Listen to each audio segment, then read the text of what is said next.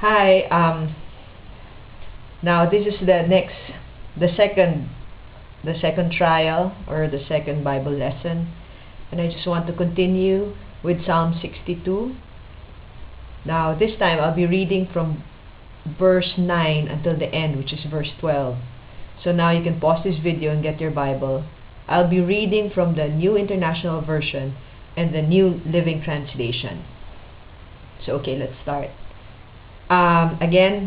Before starting, I have to, this is about David, and he was writing, in the beginning, from verse 1 to 8, he was writing about his enemies and how he should react, or how he reacts to accusations by making God his stronghold, his fortress.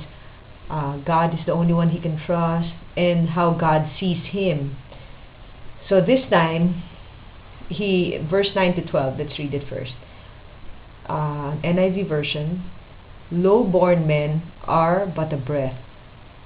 The high-born are but a lie. If weighed on the balance, they are nothing. Together, they are only a breath. Do not trust in extortion or take pride in stolen goods. Though your riches increase, don't set your heart on them. One thing God has spoken, two things I've heard, that you, O God, are strong, and that you, O Lord, are loving. Surely you will reward each person according to what he has done. Okay, now let's read the New Living Translation. Common people are as worthless as a puff of wind, and the powerful are not what they appear to be. If you weigh them on the scales together, they are lighter than a breath of air. Don't make your living by extortion or put your hope in stealing. And if your wealth increases, don't make it the center of your life. God has spoken plainly, and I have heard it many times. Power, O Lord, belongs to you. Unfailing love, O Lord, is yours. Surely you repay all people according to what they have done. Now, as we read, I will take it from the New Living Translation. Verse 9 talks about common people as worthless as a puff of wind. And the context of these verses, actually this whole psalm, is this time David is talking about opinions of common people. And he's saying that common people are worthless as a puff of wind. And when we put our trust on our popularity of what common people, I wrote a note here, I read it in a commentary. The multitude, or the masses, those of low degree, are changeable as the wind. Now this is my take on this. Popularity based on human opinions, they change their minds quickly and go to the next fad.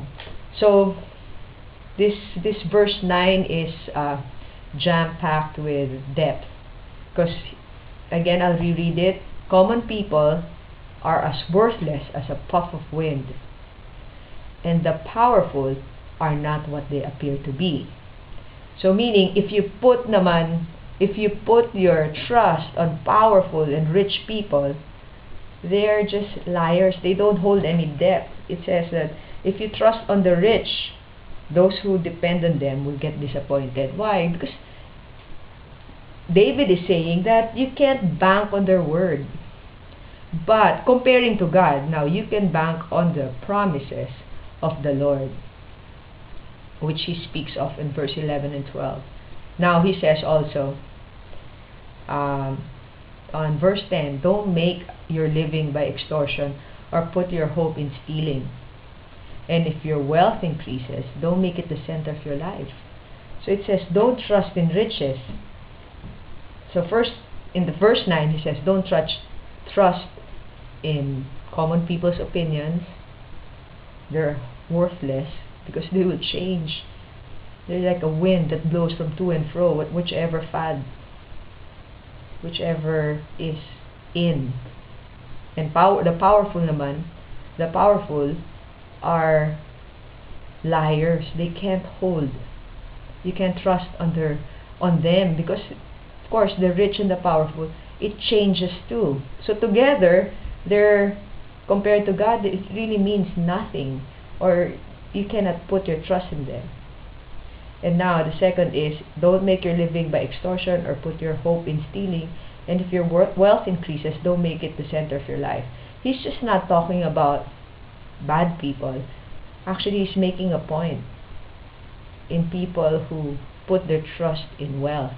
Once you put your trust in wealth, you'll try anything to get it, because that's your trust. That's what makes you happy, or that what makes you important. Now you can get into extortion, even stealing, or if you don't do that, as long as you trust in wealth, they are a false sense of security. Then he explains that in verse 11 and 12, God has spoken plainly, and he's heard it many times. I guess he's saying that he's experienced it many times. Power, O God, belongs to you. Power does not belong to man, but power belongs to God. Unfailing love is the Lord's, and mercy, he says, unfailing love, O Lord, is yours. Surely you repay all people according to what they have done. So he's saying God has super love, mercy, and he also is a judge. So, is he talking about good works? Is he talking about, no, he's talking about if we put our trust in him, God will repay us. Okay, I hope this is clear. So let's pray. Lord, I ask God that as people hear this, as my friends hear this, that we will only put our trust in you, not the opinions of men, or not on money. And I thank you, Lord, that your promises, your unfailing love, will repay all of us according to what we have done. And I ask God that everyone will start trusting in you. In Jesus' name, amen.